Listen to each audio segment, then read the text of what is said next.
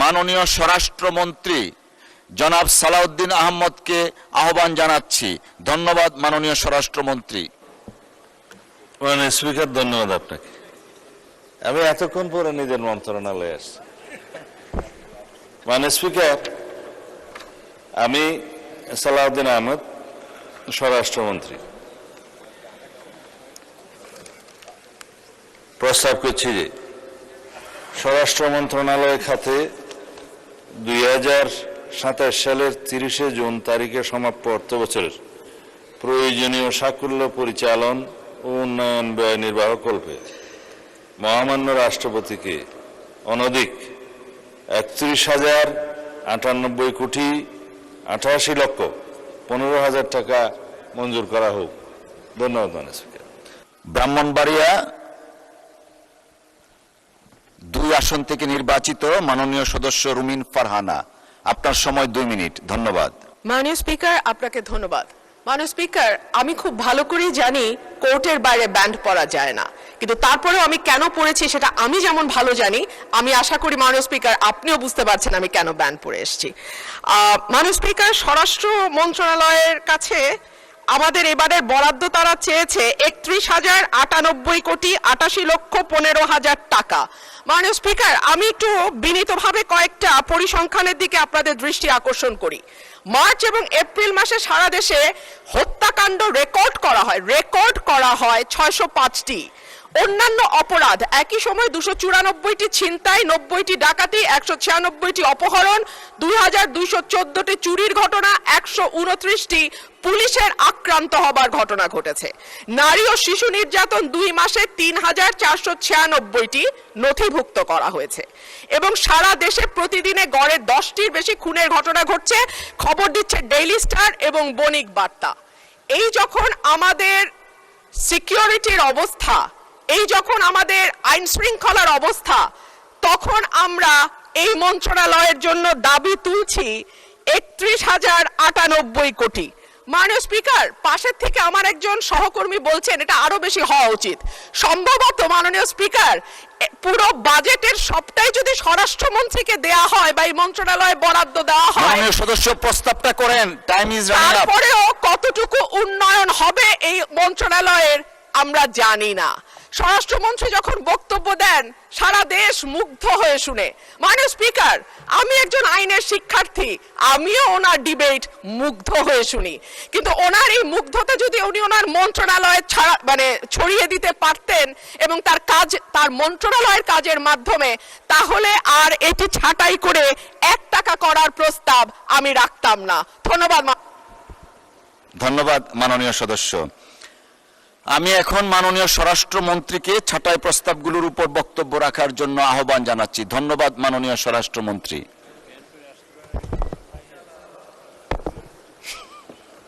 মাননীয় স্পিকার, আপনাকে ধন্যবাদ। আমি মনে করছিলাম স্বরাষ্ট্র মন্ত্রণালয় সংক্রান্ত এখানে ছাঁটাই প্রস্তাব যতজন দিয়েছে ততজনই আলোচনা করবেন। তো 3 জনের মধ্যে 2 জনই দিয়েছে। প্রথম জন মাননীয় সংসদ সদস্য জনাব মোহাম্মদ আব্দুল খালেক, সাতক্ষীরা 2, তিনি প্রস্তাব দিয়েছেন গ্রাম পুলিশ দিয়ে মাদক সহ দুর্নীতি বন্ধ করা যায় কিনা এটা দেখা। মাননীয় স্পিকার, মাদক দ্রব্য অপব্যবহার সংক্রান্ত যে আইনটা সংশোধনী গত কয়েকদিন আগে পার্লামেন্টে উত্থাপন করেছে, তার উপরে স্থায়ী কমিটিতে আলাপ আলোচনা হয়েছে। আজকে সেটার উপরে কমিটির রিপোর্ট হয়তো উপস্থাপন হতে পারে, যতটুকু আমরা আলোচনা করেছি। আজকে যেহেতু 30 তারিখের পরে পার্লামেন্ট সেশন কয়েকদিনের জন্য বন্ধ হবে, সেই জন্য মনে হয় না সেটা আজকে আমরা বিবেচনার্থে গ্রহণ করার জন্য উত্থাপন করতে পারবো কিনা। তবে জুয়া প্রতিরোধ আইনটা বিবেচনার্থে গ্রহণ করার জন্য আজকে অর্ডার অফ দি ডেতে আপনি রেখেছেন। আশা করি সেটা আজকে আমরা বিরোধী দলের সহযোগিতায় পাশ করতেও পারবো হয়তোবা। আইন শৃঙ্খলা পরিস্থিতি উন্নয়নের জন্য, যেহেতু দেশের শান্তি শৃঙ্খলা, আইন শৃঙ্খলা পরিস্থিতি যদি উন্নত থাকে, তাহলে উন্নয়ন অগ্রগতি, স্থিতিশীলতা, শান্তি সবকিছুই বজায় থাকে বেসড অন দ্যাট। সেজন্য আমাদের মাননীয় প্রধানমন্ত্রী এই বাজেট যখন আমরা ক্যাবিনেটে অ্যাপ্রুভাল দেই, প্রথাগতভাবে যেদিন বাজেট উপস্থাপন করা হয় সেদিন তিনি নিজে জিজ্ঞেস করেছেন স্বরাষ্ট্র মন্ত্রণালয়ের বাজেট বরাদ্দ একটু বলেন আবার কত বৃদ্ধি হলো না কেন। তা আমি বলেছি 5-7 কোটি টাকা গত বছরের চেয়ে বৃদ্ধি হয়েছে, তবে যতগুলো প্রকল্প এবং যতগুলো আইন আমরা উত্থাপন করছি তার প্রেক্ষিতে অর্থবিল হিসেবে মাদকদ্রব্য নিয়ন্ত্রণ আইনটা অর্থবিল, এগুলোর জন্য যথেষ্ট ব্যয় নির্বাহ করতে হবে আমাদের। সেটা এই প্রকল্পগুলো এবং আইনগুলো পাশ হওয়ার পরে আমরা সেই খাতে বরাদ্দ চাইব। মাননীয় অর্থমন্ত্রী হয়তো দয়া করে যেগুলো থোক বরাদ্দ রেখেছেন ওখান থেকে প্রকল্প ওয়াইজ বরাদ্দ দিবেন। আইন শৃঙ্খলা পরিস্থিতির উন্নয়ন করার জন্য গ্রাম পুলিশ থেকে শুরু করে আইজিপি পর্যন্ত সবাই কাজ করে, পলিটিশিয়ানরা তার উপরে মন্ত্রণালয়, কিন্তু জনগণের প্রত্যক্ষ সহযোগিতা ছাড়া কোনো দেশে আইন শৃঙ্খলা পরিস্থিতি উন্নয়ন হয় না। সেই জন্য সামাজিক মোটিভেশন দরকার, রাজনৈতিক দলগুলো সেরকম সচেতনতা বৃদ্ধির জন্য কাজ করা দরকার। আমরা সংসদে যেভাবে সবাই আলোচনার মাধ্যমে কোঅপারেশনটা পাচ্ছি, আশা করি আপনারা সবাই সংসদের বাইরেও আইন শৃঙ্খলা পরিস্থিতি উন্নয়নের জন্য সেই কোঅপারেশনটা বজায় রাখবেন। সুতরাং জনাব আব্দুল খালেকের বক্তব্যের প্রেক্ষিতে আমি তাকে ধন্যবাদ দিতে চাই যে তিনি সেই গুরুত্বটা অনুধাবন করেছেন। গ্রাম পুলিশ থেকে শুরু করে সর্বস্তরের মানুষ এবং শৃঙ্খলা বাহিনী সবাই মাদক সহ দুর্নীতি এবং জুয়া ইত্যাদি সামাজিক অপরাধগুলো দমনে কার্যকর ব্যবস্থা গ্রহণ করবেন, সহযোগিতা করবেন।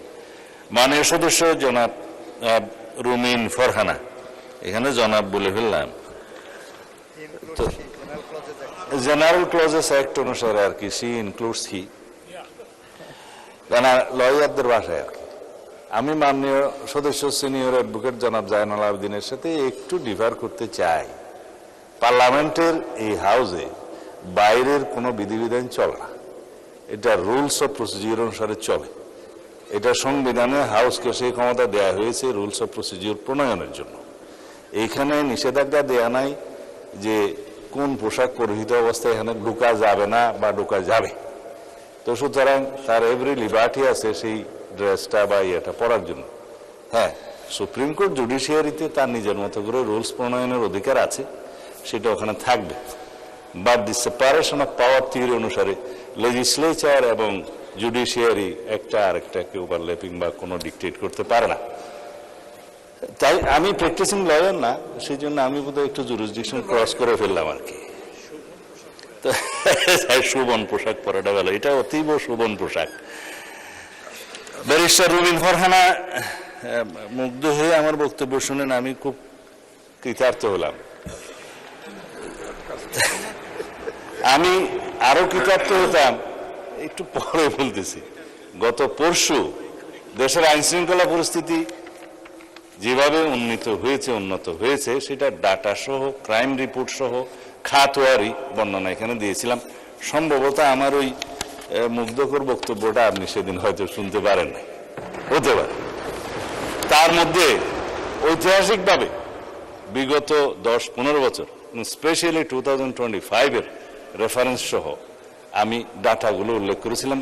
ইন শর্ট দ্যাট খুনের চিত্র এই, ধর্ষণের চিত্র এই, নারী ও শিশু নির্যাতনের চিত্র এই, ডাকাতির এই সংখ্যা হিসেবে দিয়েছিলাম মাসওয়ারি।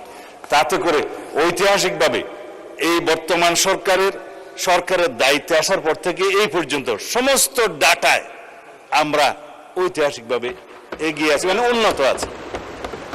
সেই ডাটাটা আমি বলেছিলাম, আমি যেটা অন রেকর্ড এখানে বলেছি, সেই ডাটাটা ডিপার্টমেন্ট থেকে একটা ক্ষেত্রে বলেছি আমরা একটু পিছিয়ে আছি। সেটা হলো এই যে দর্শনের কেস রেকর্ডের ক্ষেত্রে আমরা একটু বেশি দর্শনের চিত্রটা পেয়েছি। তার একটা কারণ আছে, আগে ধর্ষিতারা রেকর্ড করতে যেত না থানায় বা পারত না, সামাজিক বা রাজনৈতিক বিভিন্ন হস্তক্ষেপের কারণে।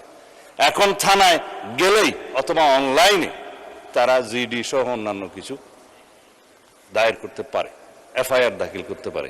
এখানে কোনো ইন্টারফিয়ারেন্স নাই, যার কারণে নাম্বারটা একটু ইনক্রিজ হয়েছে। তবে সুখের কথা হলো ধর্ষণ যেখানেই হোক, শিশু হোক, নারী হোক, যে অবস্থাতে হোক, আমরা তাৎক্ষণিকভাবে সেটা পুলিশ ডিপার্টমেন্ট অ্যারেস্ট সহ চার্জশিট প্রদানের জন্য এবং মামলায় সহযোগিতা করার জন্য সাক্ষী উপস্থাপন সহ ট্রায়ালের সমস্ত ক্ষেত্রে একটা বৈপ্লবিক পরিবর্তন দেখতে পেয়েছি, যার জন্য রামিসা হত্যার বিচার হয়েছে 15 থেকে 17 দিনের মধ্যে। মাননীয় বিরোধী দলীয় নেতা দাবি করেছিলেন 15 দিনের মধ্যে বিচার করতে হবে, 17 দিনে বিচার হয়েছে। এটা বাংলাদেশের রেকর্ড। আমরা তনু হত্যার আসামিকে দীর্ঘ 15-17 বছরে যে রেকর্ড নাই, সেই রেকর্ড ভঙ্গ করে আমরা তনু হত্যার আসামি ডিএনএ রিপোর্টের উপর ভিত্তিতে আমরা অ্যারেস্ট করতে সক্ষম হয়েছে মাননীয় স্পিকার। বাকিগুলো আইন শৃঙ্খলা পরিস্থিতি উন্নয়নের ক্ষেত্রে বলতে চাই, চট্টগ্রামের বাকুলিয়া একটা শিশু ধর্ষণের প্রচেষ্টা হয়েছিল, সেটা তাৎক্ষণিকভাবে অ্যারেস্ট হয়েছে এবং সেটাও মামলা চার্জশিট দাখিল করা হয়েছে সম্ভব। এইভাবে সমস্ত জায়গায় আমি আরেকটা বিষয় উল্লেখ করবো না, যেহেতু আমাদের অ্যাটমসফিয়ারটা খুব ভালো আছে। দলমত নির্বিশেষে দলীয় পরিচয়ের ভিত্তিতে এখানে কোনো পুলিশ কোনো অ্যারেস্ট গ্রেফতার করা হয় না, করছে না। অপরাধীকে অপরাধী হিসেবে ট্রিট করছে। সেটা বিরোধী দলীয় পক্ষ থেকে আমরা পেয়েছি। যদি তাদেরও কোনো নেতা কর্মী বিভিন্ন অপরাধে জড়িত হয়, তারা সাথে সাথে ডিসিপ্লিনারি অ্যাকশন নিচ্ছে, সেটা অ্যাপ্রিসিয়েট করি, ধন্যবাদ। আমরাও সেই একইভাবে আইন শৃঙ্খলা পরিস্থিতি উন্নয়নের জন্য কোনো রাজনৈতিক পরিচয়কে আমরা কখনো প্রাধান্য দেব না।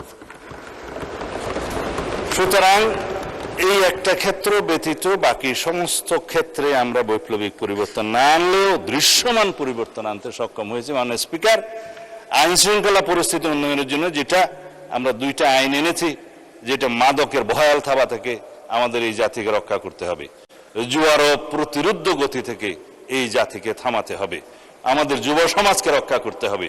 সেই জন্য আমরা মাদকদ্রব্য নিয়ন্ত্রণ অধিদপ্তরকে একটা স্বয়ং সম্পূর্ণ ডিপার্টমেন্ট হিসেবে আমরা পরিচালনা করার সিদ্ধান্ত নিয়েছি।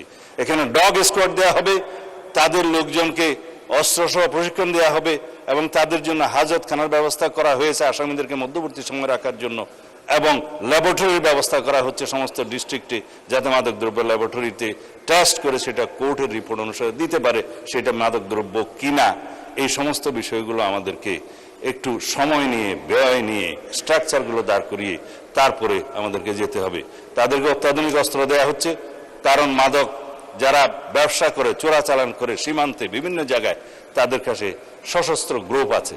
আমাদের নিরস্ত্র মাদক দ্রব্যের যে কর্মচারীরা, কর্মকর্তারা, তাদেরকে বিনা হাতে কোনো ডাল তলোয়ার ছাড়া যেতে পারে না। তাদেরকে এইভাবে সশস্ত্র ওয়েল ইকুইপড করা হচ্ছে। আধুনিক টেকনোলজি সম্পন্ন সমস্ত মেশিনারিজ ইকুইপমেন্ট স্থাপন করা হচ্ছে। জুয়ার ক্ষেত্রেও অনলাইন এবং অফলাইন এবং বিভিন্ন ডিজিটাল প্ল্যাটফর্ম, সাইবার স্পেসে যে সমস্ত অপরাধ হচ্ছে, সেগুলো অ্যাড্রেস করার জন্য সেরকম প্রযুক্তি সম্পন্ন লোকবল এবং মেশিনারি সেগুলোর ব্যবস্থা করা হচ্ছে। এতদিন কিভাবে রাষ্ট্র চলেছে এই সমস্ত এগুলো অ্যাড্রেস না করে, সেটা আমার কাছে অবাক লাগে। মাননীয় স্পিকার, পৃথিবী কোথায় গেছে? আর আমরা 1867 সনের জুয়া নিয়ন্ত্রণ আইনের উপর দিয়ে আমরা ছিলাম।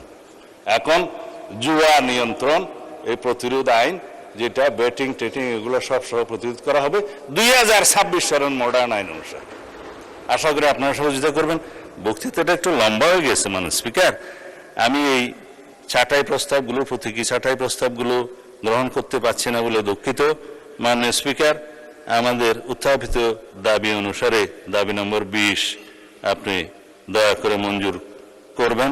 মাননীয় সংসদ সদস্যদের সহযোগিতা কামনা করছি। ধন্যবাদ। জি, আপনাকে ধন্যবাদ মাননীয় স্বরাষ্ট্রমন্ত্রী। মহান সংসদের সামনে প্রশ্ন হচ্ছে, মাননীয় সদস্য জনাব মোহাম্মদ আব্দুল খালেক এবং রুমিন ফারহানার ছাঁটাই প্রস্তাবগুলো গ্রহণ করা হোক। যারা এই প্রস্তাবের পক্ষে আছেন তারা হ্যাঁ বলুন, যারা এই প্রস্তাবের বিপক্ষে আছেন তারা না বলুন। আমার মনে হয় না জয়যুক্ত হয়েছে, না জয়যুক্ত হয়েছে, না জয়যুক্ত হয়েছে। অতএব ছাঁটাই প্রস্তাবগুলো নাকচ করা হলো।